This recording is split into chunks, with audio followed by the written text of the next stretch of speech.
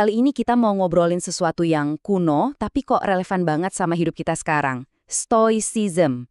Pernah nggak sih ngerasa butuh semacam toolkit buat pikiran kita biar nggak gampang stres ngadepin hidup? Nah, kita coba bedah bareng-bareng ya, apa benar panduan Stoicism ini punya jawabannya? Pasti pernah lah ya, ngerasa kewalahan sama hal-hal di luar kendali kita. Stres kerjaan numpuk, cemas mikirin besok gimana, atau kesal sama kelakuan orang lain. Rasanya tuh kayak ditarik-tarik kemana-mana, pusing sendiri.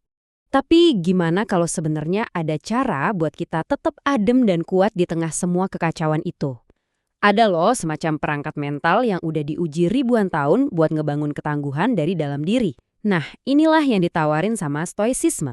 Oke, yuk kita mulai perjalanannya, kita bakal coba gali. Gimana sih kok bisa-bisanya ide dari zaman Yunani dan Romawi kuno itu klop banget jadi jawaban buat masalah-masalah kita sekarang?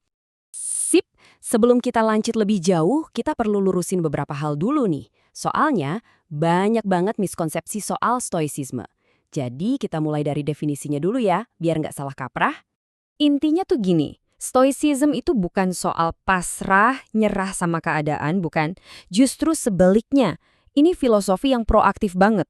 Ini tuh soal gimana kita fokusin semua energi kita ke satu hal, satu-satunya hal yang benar-benar ada di bawah kendali kita, yaitu pikiran dan tindakan kita sendiri.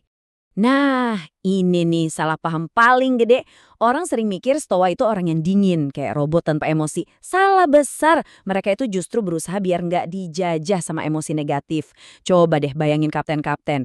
Dia pasti ngerasain guncangan ombak kan, tapi dia tetap pegang kendali setirnya. Tujuannya yaitu biar bisa ngerasain damai, seneng, sambil tetap bisa ngelola rasa marah atau takut dengan pintar.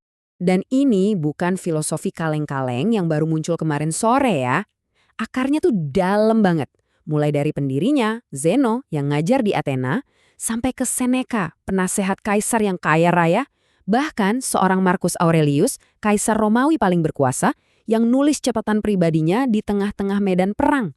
Jadi bisa dibilang nih, filosofi yang udah teruji di segala macam kondisi. Oke, kalau dari semua obrolan kita ini cuma ada satu hal yang boleh kamu ingat, ingatlah yang satu ini. Karena konsep ini benar-benar jadi fondasi dari semua pemikiran stoicisme. Dan ide yang kelihatannya simpel ini justru jadi kunci yang mengubah segalanya. Nah, ini dia, dikotomi kendali. Coba bayangin ada dua keranjang. Keranjang pertama isinya hal-hal yang bisa kita kendalikan. Cara kita menilai sesuatu, tindakan kita, respons kita. Terus di keranjang kedua, isinya semua hal lain.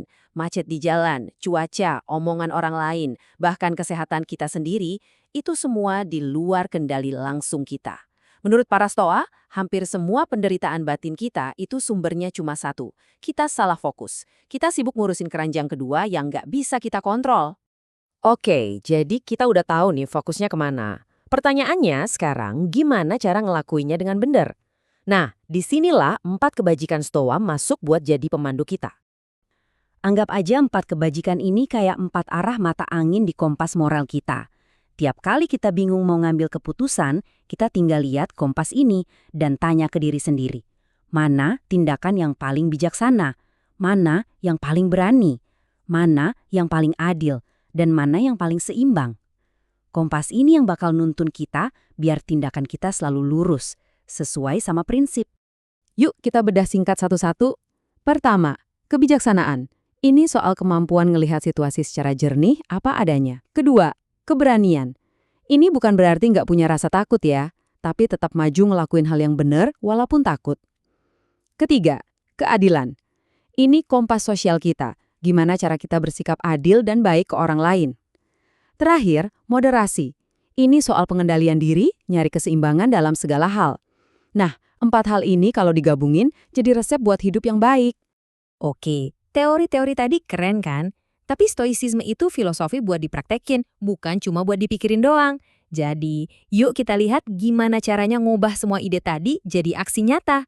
Kita coba pakai satu latihan simpel. Ada satu analogi dari para stoa yang terkenal banget dan ngena banget, analogi si pemanah. Coba bayangin, ada seorang pemanah lagi siap-siap mau nembakin anak panahnya. Kutipan ini benar-benar dapat intinya. Coba pikirin deh, seorang pemanah itu nggak bisa menjamin 100% anak panahnya bakal kena target. Kenapa? Ya karena bisa aja tiba-tiba ada angin kencang atau targetnya goyang. Banyak banget faktor yang di luar kendalinya. Terus apa dong yang bisa dia kendalikan? Nah, dia bisa milih busur yang paling bagus, dia bisa latihan tiap hari biar bidikannya pas, dia bisa atur napasnya, dan dia bisa ngelepasin anak panahnya dengan teknik yang sempurna. Itulah area kekuasaannya. Soal anak panahnya kena target atau enggak, itu hasil. Tujuan seorang stoa itu bukan buat jadi pemanah yang kebetulan kena sasaran, tapi jadi pemanah terbaik yang melakukan semua prosesnya dengan sempurna. Jadi, fokus ke prosesnya, bukan hasilnya. Nah, sebagai penutup, saya mau kasih satu tantangan kecil buat kamu. Coba deh, pikirin satu masalah yang lagi kamu hadapin sekarang. Terus tanya ke diri sendiri, kebajikan mana yang paling kamu butuhin?